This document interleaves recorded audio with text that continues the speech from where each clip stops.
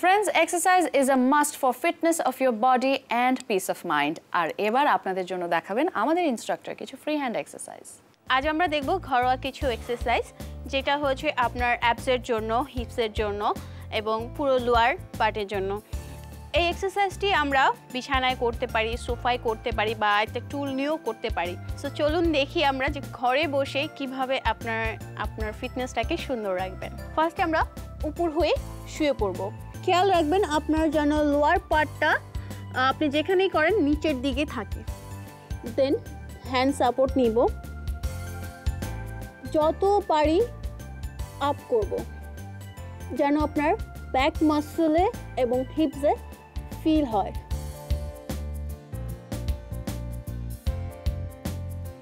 Leg change করব,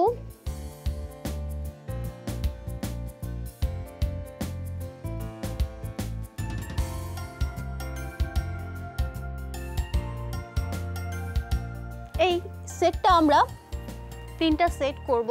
এখন আমরা দেখব অ্যাবসের একটি ওয়ার্কআউট।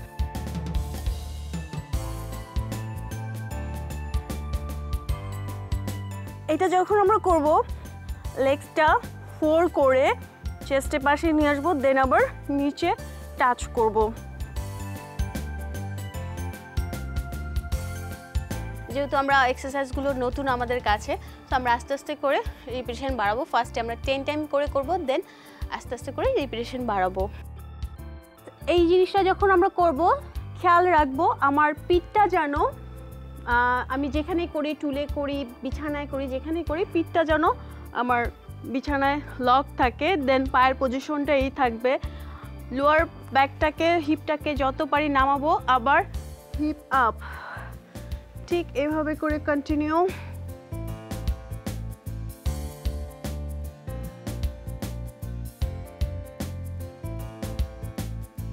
সো ভিউয়ার্স, আমরা অ্যাবসের ওয়ার্কআউট দেখলাম এবং হিপসের একটি দেখলাম। এখন আমরা দেখব সাইডের, আমাদের যে পায়ের সাইড মাসেল থাকে, সাইড মাসেলের জন্য আমরা দেখব। এটাও আমরা উপর হয়ে শুয়ে করব। এটা আপনি বিছানাও করতে পারেন, ফ্লোরও করতে পারেন, আপনি যেখানে কমফোর্টেবল ফিল করেন ওখানেই করতে পারেন। সো পাটা স্ট্রেট রাখবো, এটা আমরা সাইড ওয়ে করব। মেরুদণ্ড অলওয়েজ স্ট্রেট রাখার চেষ্টা করব। দেন সাইড 1 2 3 4 and leg change 1 2 3 4। আজ আমরা যেই ওয়ার্কআউটগুলো দেখলাম এগুলো বলা যায় হাই ইন্টেন্সিটির এক্সারসাইজ। এগুলো যদি আপনি ঠিকমতো করেন, প্রপার ওয়েতে করেন, আপনার হিপস, লোয়ার ব্যাক, অ্যাবডোমিন খুব তাড়াতাড়ি শেপে আসতে সাহায্য করবে। সো ভিউয়ার্স, আশা রাখছি এই এক্সারসাইজগুলো অবশ্যই আপনি প্র্যাকটিস করবেন আর তার সুফল অনুভব করবেন। আর আরেকটা জিনিস যেটা হয়েছে, আমরা যখনই কোনো এক্সারসাইজ করব তার আগে চেষ্টা করে নিব হাত পাগুলোকে একটু স্ট্রেচিং করে নেওয়ার জন্য, বা একটু কার্ডিও টাইপের, লাইক আপনি একটু জগিং করে নেবেন। আর অবশ্যই ডায়েট প্ল্যানটা ঠিক রাখবেন, তাহলেই আপনি একটি সুন্দর ভালো একটি রেজাল্ট পাবেন।